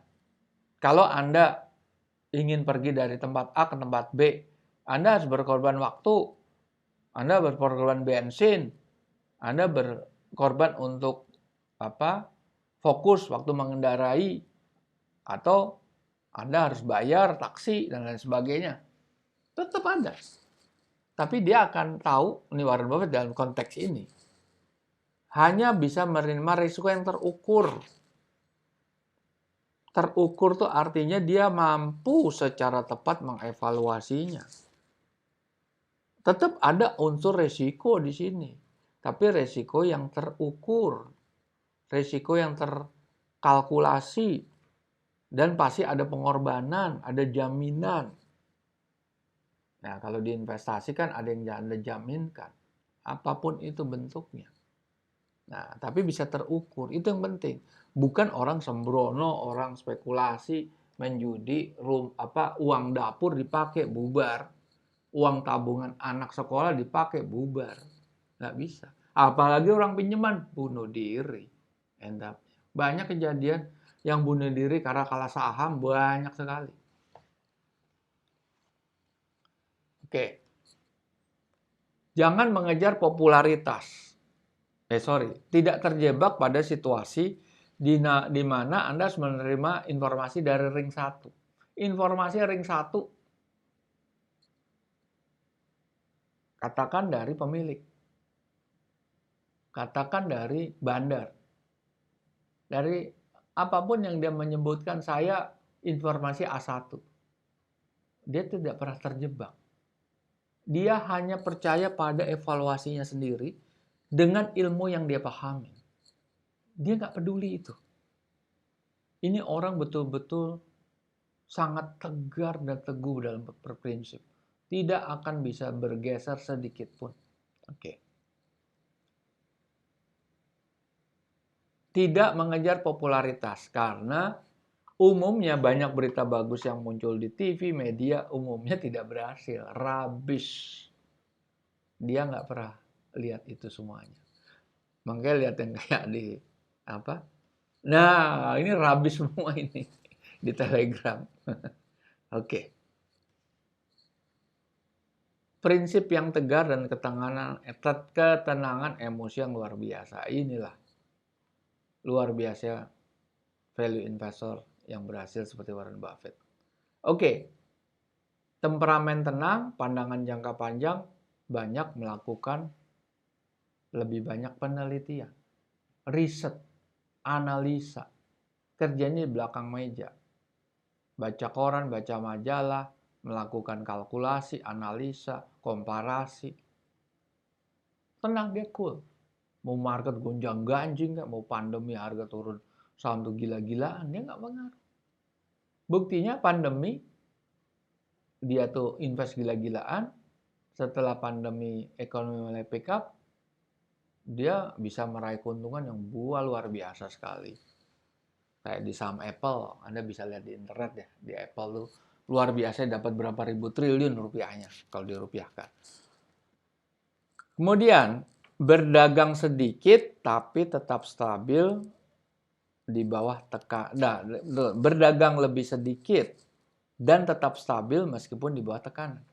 Tekanan pressure pandemi, stock market crash, stabil aja dia. Dan tetap berdagang sedikit, nggak terpengaruh, nggak jual cepat-cepat, enggak. Full.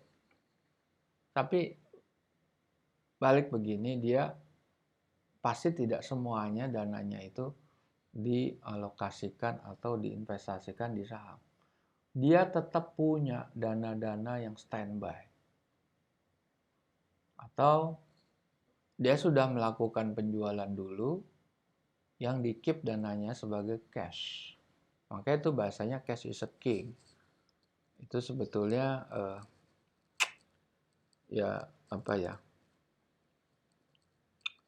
sebetulnya bisa itu disebut sebagai ini, sebagai strategi kenapa dia bisa tetap survive dalam kondisi, bukan survive, tetap bisa meraih keuntungan yang berlipat ganda pada saat dunia lagi resesi. Oke, kemudian masih dalam karakter value investor, carilah keunggulan dengan skala dan operasionalnya. Competitive edge daripada suatu perusahaan dari segi skala, size-nya, dan dari segi kematangan, efisiensi, dan prestasi kinerja operasional. Anda harus cari dalam perusahaan itu. Apa keunggulannya? Kalau size, dia tidak akan membeli perusahaan kecil. Dia tidak akan membeli penny stock, saham gocap, dia nggak pernah. Nah, nggak mungkin dia melakukan itu. Dan dia mencari keunggulan kompetitif di operasional. Misalnya, distribution yang bagus, network yang bagus, customer service yang luar biasa, banyaknya kantor cabang, kemampuannya merespon, sehingga pada dasarnya saham yang dipilih itu adalah saham yang tidak sensitif terhadap harga. Maksud saya bukan tidak sensitif, jadi saham-saham yang di mana produk dan jasanya, customer-nya itu tidak sensitif sama harga. Kalau customer tuh rata-rata sensitif, apalagi barang komoditi ya. Dia naik, dia bingung, dia nggak beli. Nah, tapi kalau yang dicari adalah saham-saham yang punya produk dan jasanya itu naik sedikit harga, orang tetap beli. Dia ibaratnya tidak don't care terhadap harga. Ada saham-saham itu. Naik sedikit nggak efek. Tapi kalau minyak goreng naik dikit, orang berontak. Cabai naik dikit, berontak. Cabai naik 500 perak, berontak. Tapi dia cari saham-saham yang betul-betul punya keunggulan operasional. Yaitu produk dan jasa yang dijual tentunya. Oke, menggabungkan analisa bisnis yang tepat dengan kemampuan memisahkan pemikiran dan perilakunya. Jadi sebetulnya dia ini menganalisa bisnis dengan pemikiran, dengan analisa secara komprehensif, dan dia bisa memisahkan sisi emosionalnya. Jadi kalau orang sudah melakukan analisa, dia akan mewujudkan dari perilaku. Dan perilakunya itu bisa dipisahkan, bisa separated dengan sisi operasional, sisi emosionalnya. Sisi emosionalnya itu punya kamar tersendiri yang tidak akan terpengaruh oleh kamar pemikiran dan kamar perilakunya. Karena pemikiran itu kan terkait sama analisa, terkait sama evaluasi, ya. Perilaku itu adalah perwujudan daripada hasil itu. Tapi perilakunya itu tidak terpengaruh dengan sisi emosionalnya. Sebetulnya pemikiran dan perilakunya itu tidak bisa terpengaruh dengan sisi emosionalnya. Jadi ini ibaratnya orang yang hidup di dua alam. Sisi emosi tetap ada manusia ya. Kalau enggak orang tidak bisa melakukan keberanian. Orang tanpa ada emosi, orang tidak akan melakukan pekerjaan-pekerjaan yang membosankan. Tetapi dia punya tahu tujuannya kemana. Nah itu dia. Kemudian sikap fokus dan konsisten, yaitu mereka hanya fokus pada hal yang bisa kontrol. Nah, hal-hal yang bisa dia kontrol kan dia sudah tahu dirinya dia. Skillnya di mana, kemampuan di mana, dia bisa mengukur. Berarti dia kenal pada dirinya sendiri. Dia tahu kemampuan dia sendiri secara pasti. Tidak kira-kira. Kemampuan saya apa, bakat saya apa, skill saya apa. Dia udah tahu persis dari usia yang sangat dini. Sangat muda dia udah kepercayaan diri luar biasa tinggi. Jadi dia fokus. Bisa fokus dan konsisten terhadap hal-hal yang bisa mereka kontrol di dalam wilayah kemampuannya dia, spesialisasinya dia, core competence atau kompetensinya, circle of competence itu nanti. Oke. Berikut. Nah, Jangan pernah rugi, aturan pertama, dan jangan lupa aturan nomor 1, 2 prinsip. Jangan pernah rugi dan jangan lupa aturan nomor 1. Itu aturan nomor 1, jangan pernah rugi. Oke, fokus 100% pada satu hal. Nah, ini spesialisasi. Daripada melakukan 5 aktivitas dengan 20% fokus. Ya, kalau dibilang don't put all your egg on the one basket. Itu kan prinsip alokasi risiko. Prinsip daripada diversifikasi untuk menghindari risiko yang tertumpu kepada one basket gitu ya. Don't put all your eggs on the one basket, tetapi dia berprinsip juga. Dia berprinsip seperti itu juga. Don't put all your egg on one basket. Itu dia prinsipnya value investor. Tetapi di samping itu dia juga prinsip fokus 100% terhadap satu hal. Nah, ini konteksnya bisa beda ya. Di dalam suatu aktivitas yang sama tapi punya dua konteks yang berbeda. Oke, daripada Anda melakukan 5 aktivitas, ya kalau 100% bagi 5 kan 20% ya. 20% fokus. Jangan. Anda harus betul-betul 100% fokus terhadap satu hal, itu tetap lebih baik gitu. Oke. Semua orang memiliki tekad dan keinginan, tapi sedikit yang mempersiapkan dan sesama dan memenangkan tekadnya. Ya, Anda ikut seminar ini pasti punya tekad dan keinginan. Tapi sedikit yang mau berjuang untuk mempersiapkan diri dengan seksama untuk mewujudkan tekadnya. Anda cuma punya tekad dan keinginan. That means nothing. Kalau Anda tidak mau berjuang, bekerja keras untuk mempersiapkan ini semua. Anda harus banyak belajar, banyak membaca. Jangan dengerin orang lain, jangan dengerin Telegram. Kalau Anda mau investasi seperti Lo Keng Hong. Tidak pernah melibatkan pemikiran panjang dan rumit. Tidak ada overthinking. Dia hidupnya rileks sebetulnya. Tidak, karena fokusnya itu. Fokusnya itu luar biasa, dia hanya melakukan satu hal aja, yaitu investasi saham. Dan dia melakukannya dengan secara efisien dan efektif. Dan tidak pernah terlibat pemikiran yang panjang dan rumit. Oke. Kemudian, tidak memikir terlalu banyak atas perjalanan masa lalu. Masa lalu is a must. You have to know the history. Tapi dia tidak memberikan terlalu banyak di situ. Oke. Kemudian tidak tergantung kepada motivasi saya tingkat motivasinya lagi, mood saya lagi tinggi, mood saya lagi setengah-setengah, enggak. Tapi dia teguh dalam visi dan misi. Itu dia bilang, emosi orang itu akan naik turun. Keimanan orang kalau di orang muslim itu naik turun. Ada motivasi, ada spirit, ada semangat. Akan naik turun. Warren Buffett tidak tergantung. Dia stick sama visi dan misi. Berikut, bukan motivasi yang jadi masalah, tapi sifat disiplin yang membuat seseorang tuh gagal melangkah karena sikap disiplinnya nggak ada, atau kurang, atau minim. Jadi bukan motivasi ya. Wah, saya lagi nggak mood, saya lagi nggak semangat, saya nggak ada dorongan. Oh, nggak ada. Ini masalah disiplin.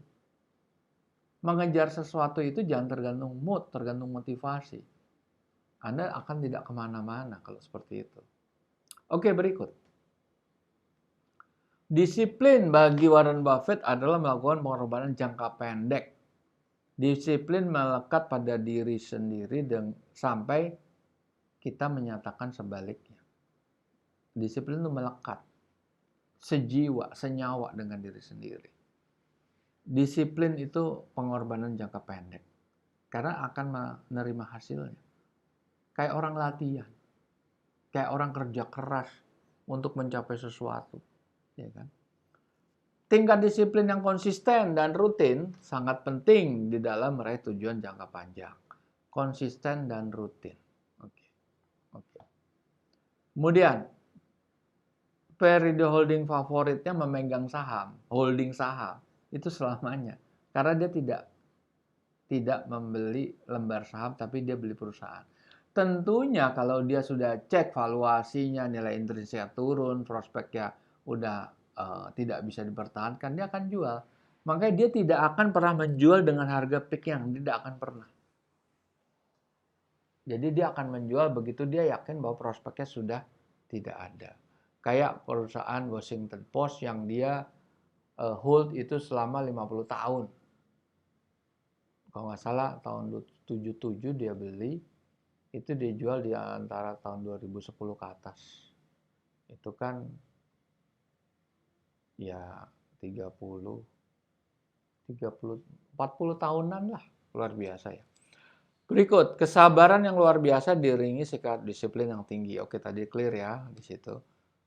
Kesabaran dengan tingkat disiplin yang tinggi. Oke. Tadi sudah dijelaskan dia berdomisili di remote area, di kampung, jauh daripada hiruk pikuknya Wall Street. Tidak memiliki layar monitor, tadi sudah saya sampaikan, untuk melihat saham-saham incaran. Dia nggak peduli sama harganya. Dia harus melihat harga saat dia akan melakukan, dia udah yakin akan melakukan pembelian. Tapi dia kan tahu intrinsic value-nya seperti apa. Kalau enggak, karena dia bermain berapa alternatif, tidak satu yang dianalisa, ada beberapa yang dianalisa. Sangat kuat dalam mengendalikan mood atau suasana hati dan emosi. Saya bilang tadi kan sudah dijelaskan bahwa dia punya ruang khusus untuk sisi emosionalnya yang tidak tergantung atau terganggu daripada pemikiran atau tidak mengganggu pemikiran dan perilakunya. Oke. Kedisiplinan dan keberanian dalam mengambil keputusan yang berarah. Nah, ini kan tadi contrarian investor. Perlu keberanian dan kedisiplinan. Bukan cuma keberanian, tapi disiplin. Disiplin itu adalah jam terbang. Pengorbanan sebetulnya jangka pendek, tapi konsisten dan harus firm. Terus karakter value investor lagi, kehilangan motivasi di pasar saham banyak dimiliki oleh spekulan.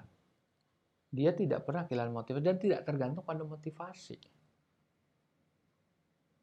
Tidak tergantung sama sekali, bukan motivasi yang dijadikan tumpuan, tapi kedisiplinan, fokus, dan prinsip.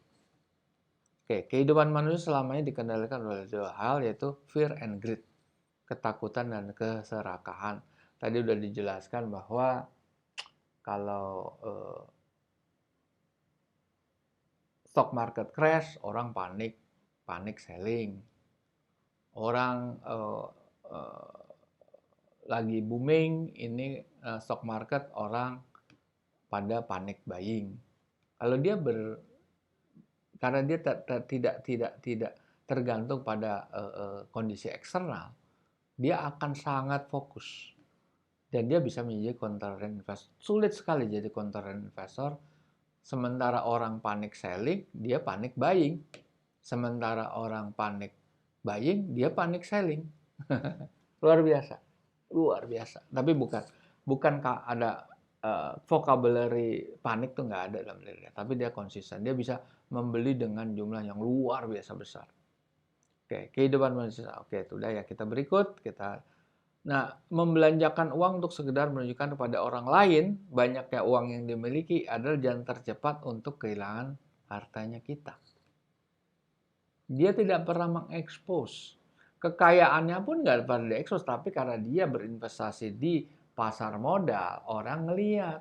Karena 5% aja kepemilikan di pasar modal akan sudah terekspos di dalam laporan pasar modal. Kayak Lo Keng Hong ada di Bimantara, taunya dari mana? Ada di laporannya Bursa Efek.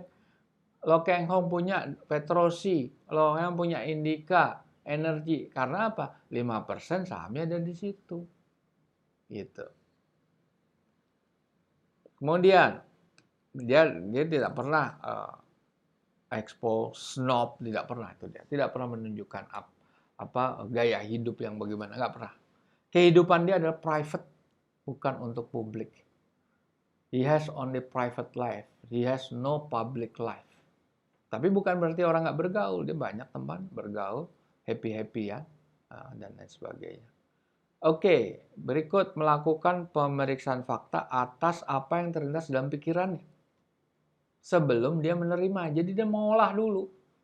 Berita-berita apapun diolah, dianalisa, dievaluasi, baru dia bisa menerimanya. Habis itu dia melakukan komparasi-komparasi. Jadi doing nothing-nya atau dia bukan tidak aktif atau sedikit melakukan trading, itu dia melakukan pekerjaan PR yang luar biasa. Sibuknya sebetulnya. Kemudian, menjalani hidup yang sederhana dan rela menerima apapun hasil yang diperoleh. Apapun hasilnya. Dia hanya menggunakan apa yang ada, tapi tidak mencari yang tidak ada. Jadi hidupnya sederhana dan dalam menerima apapun hasil. Ini saat-saat dia susah, sekarang sudah lainnya. Saat-saat susah. Saat-saat belum merangkak, naik. Oke. Berikut.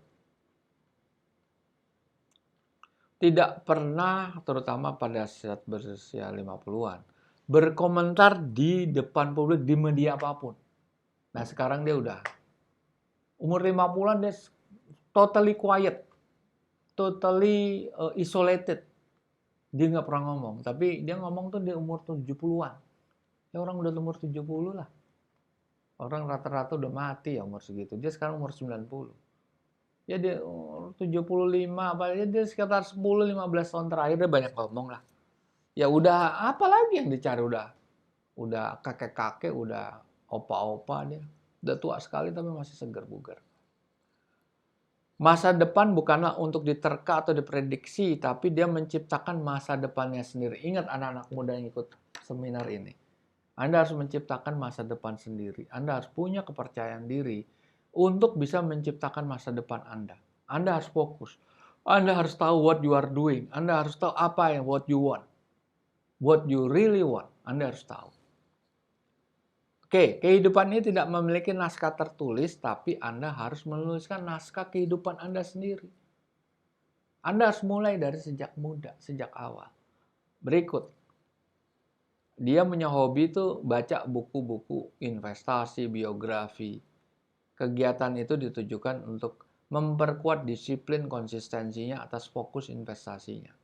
Oke. Bisa bertahan sebagai orang terkaya dunia selama hampir 30 tahun. Dilihat dari dia berteman sama siapa? Dia berteman sama Bill Gates. Orang terkaya di atasnya dia. Yang nomor satu tuh Bill Gates terus soalnya. Dia bersahabat dengan Bill Gates. Oke. Berikut, tidak mencoba mengendalikan apa yang terjadi di luar jangkauannya atau kendalinya. Itu sama saja membawa dirinya dikendalikan oleh pihak luar. Makanya dia sangat protektif. Kalau Rockefeller kan bilang dia tidak percaya pada siapapun kecuali dirinya dan Allah. Dan Tuhan lah kalau bahasa dia. Sama Warren Buffett ini tidak mencoba mengendalikan apa yang terjadi di luar jangkauannya. Kalau dia melakukan itu sama saja dia akan dikendalikan. Ini luar biasa prinsipnya. Oke, berikut. Hidup menurut Warren tergantung pada dunia luar, maka yang diraih adalah kepedihan. Ingat, ini filosofi. Hidup menurut Warren, apabila Anda tergantung pada dunia luar, tergantung kepada exposure yang ada di medsos, tetangga, lingkungan, Anda terpengaruh, orang pakai baju bagus, orang pakai tas merek, orang pakai mobil baru, maka yang Anda raih hanyalah kepedihan. Kepercayaan diri yang sangat tinggi untuk tidak berpartisipasi aktif. Nah, ini berat. Doing nothing atau doing less. Sementara orang berbondong-bondong lagi aktif semua pembicaraan tentang pasar modal, makanya dia menghindar dari hiruk pikuknya, dia tinggal di kampung. Berikut, kemampuan untuk merubah yang menghasilkan perubahan yang luar biasa. Ya, dia bisa melakukan perubahan yang luar biasa. Dia mencintai kegagalan dalam arti mempelajari dengan seksama kegagalan itu. Dia juga sering gagal, bukan nggak pernah gagal. Jadi begini, mencintai kegagalan itu dipelajari banget. Kenapa saya sampai gagal? Rata-rata orang gagal dibuang. Udah, saya nggak mau nyentuh saham itu lagi. Udah, buang. Salah. Kalau dia diteliti ulang, rekamannya diputar ulang. Oke. Berikut, value investor sanggup mengalahkan dirinya sendiri, mengalahkan nafsu yang berasal dari pemikiran yang tidak konsisten. Dan itu banyak dilakukan oleh orang lain di luar sana. Tidak bisa mengalahkan dirinya sendiri atau nafsunya sendiri. Kemudian, kemampuan mengalahkan ego. Nah sama, ego, iri dengki, dan kelainan fokus. Makanya dia tidak tergantung sama dunia luar. Berikut, sanggup mengatasi masalah mental, kebiasaan buruk, kegelisahan, ketakutan, atas kerugian yang banyak yang menghantui para pemain saham. Ketakutan, kegelisahan, dia kuat sekali orang ini. Oke, makanya dia sukses. Berikut, tidak pernah menganggap apa yang terjadi atau yang terdengar suara yang keras, hiruk pikuk, euforia yang begitu kuat, begitu membahana, begitu nyaring, itu akan keras, selalu kuat pengaruhnya. Tetapi dia juga tidak pernah menganggap yang terdengar pelan itu pasti lemah. Enggak. Dia tidak terpengaruh sama suatu. Kalau suara euforia itu keras, kuat, dia akan memfollow, enggak pernah. Atau terpengaruh, enggak pernah.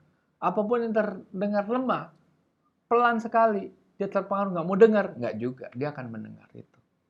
Nah, itulah ketegaran dirinya sehingga dia bisa memutarbalikkan mitos itu. Dia betul-betul menjadi dirinya sendiri, sangat kuat dia. Prinsip hidupnya kuat sekali. Inilah yang tidak dimiliki sebetulnya. Anda perlu, Anda bisa aja mempunyai ilmu tinggi, ilmu gaya investasi di kopi abis. Kan Jeff Bezos tadi saya balik lagi. Why don't just everyone copy you? Very simple kan. Tapi nggak ada yang bisa berhasil. Gitu. Makanya dia bisa memutarbalikkan mitos tersebut dengan ketegaran, kedisiplinan, dan fokus sikap perilakunya dia. Berikut, biaya yang besar harus ditanggungnya apabila mengorbankan kesehatan mental dan psikologisnya dia. Dia tahu persis ini. Kenapa dia tidak terpengaruh sama faktor luar sedikit pun. Tidak terpengaruh sedikit pun dia dengan faktor luar. Sehingga dia bisa, karena dia tahu apa harganya yang harus dibayar olehnya kalau dia terpengaruh sama faktor luar. Yaitu adalah kesehatan mental dan psikologisnya terganggu. Karena hiruk pikuk euforia. Dia sama sekali tidak terganggu. Ini orang sangat tegar. Tidak goyang sedikit, biasa mau gempa bumi, sekalipun mau tsunami, dia tetap tenang. Nah, tapi tsunami ya dalam ini kan tsunami di pasar modal, tsunami di perekonomian, hancur, krisis, segala dia enggak. Dia tetap fokus dan dia bisa mengelola uang itu karena gaya hidupnya dia sebetulnya. Sikap mental dan gaya hidup yang luar biasa sehingga dia selalu siap, malahan dia sangat siap pada saat krisis melanda tuh justru sangat siap dia. Dia justru menunggu momen itu untuk dia siap tempur, istilahnya the gaspol pada saat ekonomi lagi terpuruk. Itu dia mempersiapkan luar biasa dengan keberanian, bukan keberanian karena sembrono, karena ikut-ikutan, karena wah Warren Buffett ngomong gini, saya berani tapi nggak ada perhitungan sama sekali. Dia punya ilmu. Nantilah di sesi kedua, di hari kedua, kita bicara ilmu teknisnya. Tapi ilmu teknis sekuat apapun, sehebat apapun, kalau Anda tidak menguasai yang hari pertama ini, Anda nggak akan kemana-mana. Anda akan stay di sana, ya Anda akan sukses tapi minimal suksesnya. Anda tidak meraih the highest potensialnya tuh tidak akan Anda pernah capai. Karena Anda tidak bisa mengatasi apa yang terjadi di dunia luar, apa yang terjadi di eksternal Anda. Oke. Berikut.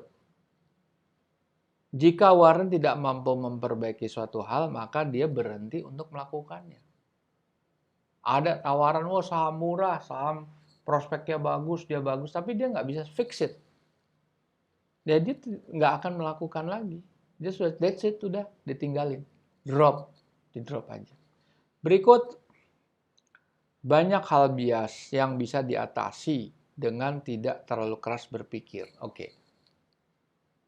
Dia tidak pernah overthinking sehingga akan mempengaruhi kesehatan mental dan psikologisnya. Dia tidak pernah over the limit atau overthinking. Dia mempunyai banyak solusi yang muncul saat dalam ketenangan dan kesendirian, yaitu saat berpikiran jernih. Jadi overthinking itu membuat kita terkurung oleh nafsu kita, oleh semangat kita. Nafsu sebetulnya. Berpikir overthinking terlalu keras. Sehingga solusi-solusi itu tidak pernah muncul. Karena Anda tersandera dan terkungkung di dalam pemikiran Anda sendiri yang sebetulnya itu diselimuti sama nafsu. Nah, Warren Buffett mampu melakukan itu. Kemudian, panjang umur karena kemampuannya menarik pelajaran atau hikmah dari kesalahan tersebut dan mendalami penyebab dari kesalahan yang dilakukannya dan juga dilakukan orang lain. Karena dia berani melihat suatu kegagalan dan mempelajari kenapa saya gagal. Ini yang banyak tidak dimiliki oleh orang lain. Oleh orang kebanyakan tuh nggak bisa. Ya, berat ini. Mempelajari atau balik ke dalam apa yang kita gagal melakukan. Orang rata-rata udah alergi, saya nggak akan menyentuh itu lagi. Once and for all. Udah, that's it. Enough is enough. Salah. Warren Buffett, dia go back to the starting point-nya dia waktu dia salah. Dia pelajari itu tanpa emosional, tapi semangat meneliti, semangat melakukan evaluasi. Berikut, keterpurukan akibat kesalahan itu sebagian besar atau 99% keterpurukan akibat dari kesalahan diri sendiri yang tidak mampu mengendalikan diri, yang banyak terpengaruh dari faktor luar, emosi Anda tidak stabil, Anda tergantung motivasi, Anda tergantung mood. Kalau nggak mood, Anda nggak mau jalan, Anda disiplinnya rendah, tidak tegar, cepat bosan, tidak kuat mental. Nah, oke. Kemudian, dan hanya keterpurukan yang berasal dari kenyataan apa yang terjadi dari hasil buruk yang diterima. Jadi 90% berasal dari kesalahan diri dan hanya 1% berasal dari suatu kejadian. Bayangin. Bukan kejadian yang Anda salahkan, tapi diri Anda yang Anda salahkan. Makanya belajar dari kegagalan. Warren Buffett itu perjalanannya panjang, tapi dia belajar sangat cepat. Oke, berikut. Apabila tujuan hidupnya segera menjadi kaya, maka itu tidak akan pernah terjadi. Warren Buffett itu tujuannya nggak kaya, tapi dia yakin dia akan kaya raya. Tapi tujuan hidupnya bukan sekedar menjadi kaya. Sekedar menjadi kaya. Nah, ini sulit ini memang. Ini sebetulnya filosofi ini yang diambil Warren Buffett dari filosofi Rockefeller. Rockefeller juga orang terkaya di dunia di generasi tahun 1920-an. Sebelum generasinya Benjamin Graham. Dia tahun 20-an sudah orang terkaya di seluruh dunia. Menguasai semua distribusi minyak. Oke. Berjanji untuk mendistribusikan semua saham Berkshire Hathaway untuk filantropi. Luar biasa. Dia tidak menghadiahkan anaknya saham, tapi dia sudah mengalokasikan kekayaan untuk anak cucunya, keturunan dan warisnya. Karena kekayaannya luar biasa besarnya. Tapi sebagian besar dari kekayaan itu tidak pernah diberikan kepada ahli warisnya. Baik, saudara-saudara sekalian, ini sesi pertama ya, yang cukup panjang, dan itu kita akan berjumpa di sesi berikutnya. Sesi berikutnya akan membahas teknis dari strategi investasi yang menjadi tulang punggung daripada perjalanan investasinya Warren Buffett. Baik, saya undur diri.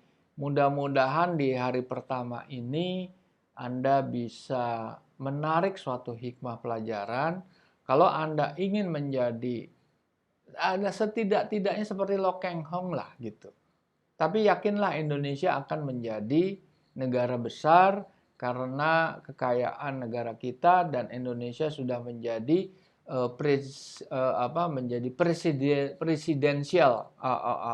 presidensi daripada G20, di mana Indonesia akan menjadi tumpuan dari negara-negara lain untuk Indonesia menciptakan atau memberikan pandangan-pandangan, konsep-konsep untuk kemajuan dunia. Dan ini adalah suatu titik tolak, suatu fondasi dasar Indonesia akan menjadi negara besar. Jadi untuk generasi muda yang ikut ini, coba camkan dan renungkan apa yang saya sampaikan berdasarkan apa yang saya pelajari dari seorang Warren Buffett, seorang value investor yang luar biasa berhasil hanya dengan main saham, dan dia bertahan selama 30 tahun lebih, tidak ada seorang pun yang bisa mengekornya. Tidak ada seorang pun yang hanya main saham masuk ke 10 besar terkaya di dunia. Nggak ada. Semua orang menciptakan sesuatu. Bill Gates menciptakan sesuatu, Zuckerberg menciptakan sesuatu, Google menciptakan sesuatu, Louis Vuitton diciptakan sesuatu, Walmart menciptakan sesuatu, ada operasionalnya. Warren Buffett tidak ada yang menciptakan satu orang lain, dia cuma membeli, menginvestasikan aja. Baik, sampai di sini para pemirsa, kita berjumpa lagi di sesi hari kedua. Terima kasih, sampai jumpa.